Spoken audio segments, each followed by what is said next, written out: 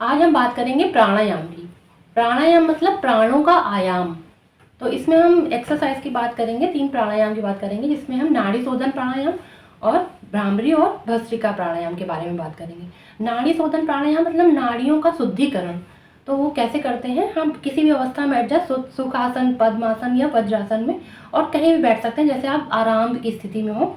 इस तरह चिन्ह मुद्रा में अंगूठा और तर्जनी उंगली को इस तरह रखेंगे और अपने घुटनों पर रख लेंगे।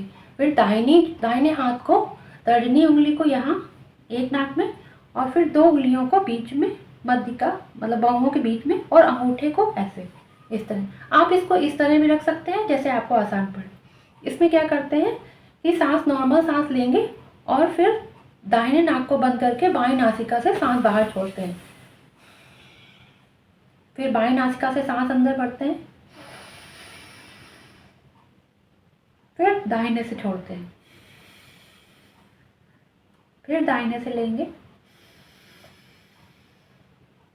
फिर बाएं से छोड़ते हैं। और इस तरह भी कर सकते हैं।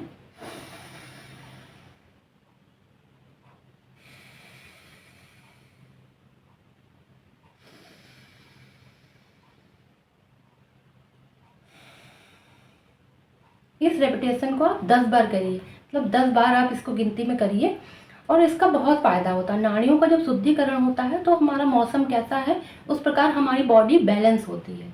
ये हुआ नाड़ी शोधन प्राणायाम, इसी को अनुलोम विलोम प्राणायाम भी कहते हैं। अब दूसरा प्राणायाम है भस्त्रिका। इसमें एनर्जी गेन करते हैं हम लोग। जैसे हम लोग बहुत आलस में भरे हुए हैं, बॉडी हमारी बहुत शिथिल है, तो ये प्राणायाम करने के बाद हमारे अंदर एनर्जी आ जाती है। इसमें हम मुट्ठी बांधेंगे इस तरह से, और वज्रासन में बैठ सकते हैं, सुखासन में भी बैठ सकते हैं।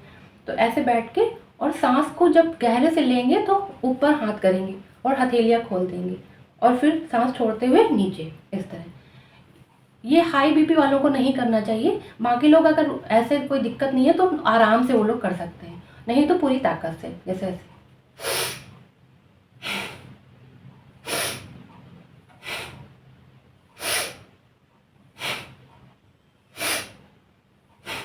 इसको भी आप 10 बार करिए, तब इसका फायदा समझ में आएगा।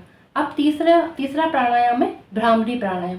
ये हमारे मस्तिष्क या ब्रेन के लिए बहुत अच्छा है और याददाश्त के लिए बहुत अच्छा है। ये बच्चों को लिए भी बहुत फ़ायदा करता है, जिनकी मेमोरी पावर को तेज करता है। जो स्टूडेंट्स वगैरह हैं उनको भी ये प्राणायाम करना चाहिए, या जिनको नींद आने में दिक्कत होती है, रात में सोने के पहले भी इसको कर ले तो नींद बहुत अच्छी आ पाती है। इसके लिए बहुत आसान मुद्रा में क्या करते हैं, ये हमारी उंगली है, तर्जनी उंगली, इसको हम कान का ये जो पर्दा होता है इसके ऊपर ऐसे रखेंगे, और उसको हम पुश करेंगे थोड़ा थोड़ा।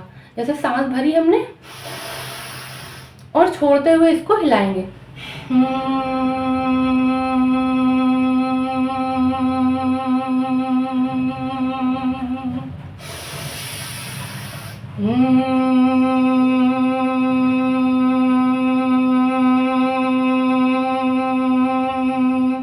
ये आसान है। और फिर दूसरा क्या करते हैं, हम आंखों को ऐसे बंद कर लेंगे और एक अंगूठे से कान को बंद कर लेंगे।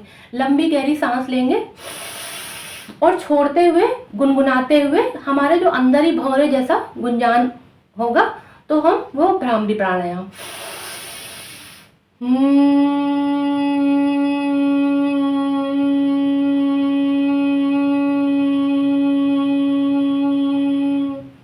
पूरी सांस भरेंगे और पूरी छोड़ते हुए भौरे का गुंजान की तरह हम ये सांस छोड़ेंगे।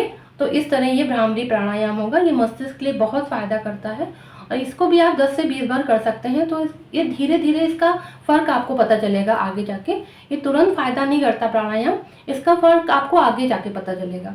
तो इन तीनों प्राणायाम को करिए और इसका फ़ायदा देखिए, और हमारी योगा वीडियोज़ के लिए हमारे चैनल को सब्सक्राइब कीजिए।